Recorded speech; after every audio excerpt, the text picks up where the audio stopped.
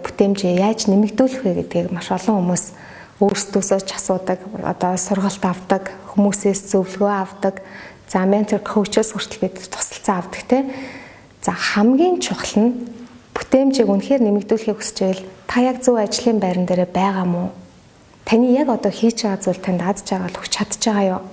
Таны одоо хийж байгаа ажил таны одоо тавьсан зорилгод хүрэхэд алхам гишүүр болж чадж байгаа юу гэдгээ бодох хэрэгтэй.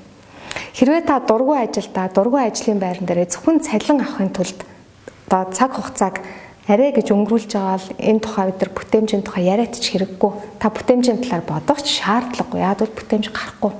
Бид нар робот биш юм чинь. Бүтээмж чинь нөгөө үйл ажиллагаатай холбоотой гэдэг утгаараа бид нар чинь үйлдэл хийхин тулд бидний бодол, сэтгэл, хүсэл, тэмүүлэл бүх зүйл хамтдаа багтчихэдэг гэсэн.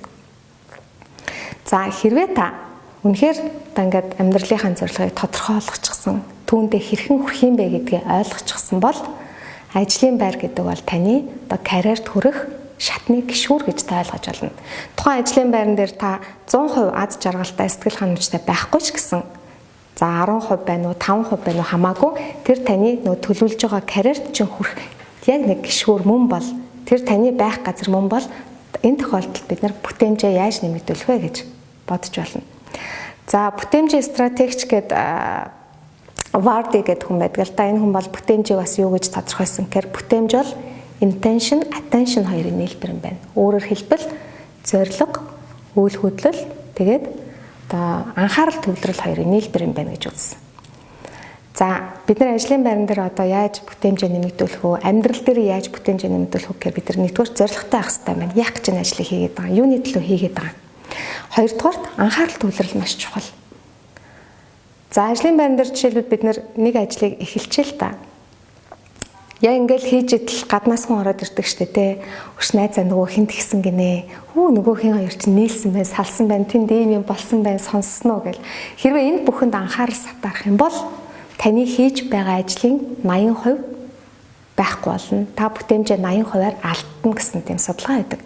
А хэрвээ та хийж байгаа ажилдаа 100% анхаарлаа төвлөрүүлээд өөр юунд ч сатарахгүй байж байгаа бол таны бүтээмж 500%-аар нэмэгддэг. За одоо менежментийн одоо яг салбарт менежментийг сонирхон судалдаг хүмүүс бол мэдэндээ Peter Drucker гэдэг. За энэ хүн бол юу гэж хэлсэн гэхээр та хийж байгаа ажилдаа зарцуулж байгаа цагийнхаа 10%-ийг хяналтнаас гарвал та бүхнийг хяналтнаас алдна гэсэн үг. Тэгэхээр яг хийж байгаа ажилдаа л та төвлөрөхгүй бол яг түүндээ тэр зарцуулж байгаа хугацаагаа үр бүтээмжтэй байлгахыг гэж бодож байгаа бол та анхаарал төвлөрлөө бол энэ тэргуунд тавьж үзэх хэрэгтэй.